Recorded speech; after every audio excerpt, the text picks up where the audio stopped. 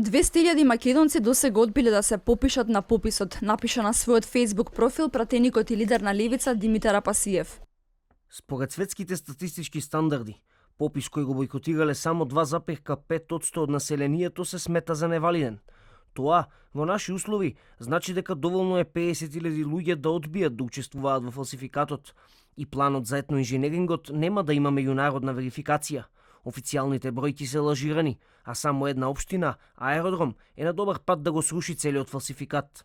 Напиша Апасиев. Телевизија 24 се обиде да добие поконкретни информации од Апасиев, да каже врз основа на кои податоци се повикува, но Апасиев остана недостапен за коментар. Одговор за тоа колкава е бројката на граѓаните кои решиле да им затворат врата на попишувачите нема ни од статистика.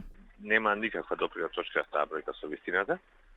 Бројот на одбивање е премногу мал, исклучително мал и после повторни разговори со тие лица, во најголем дел се решава да се попишат. Тоа е огромна бројка, што кажуваат, нема врска со реалност.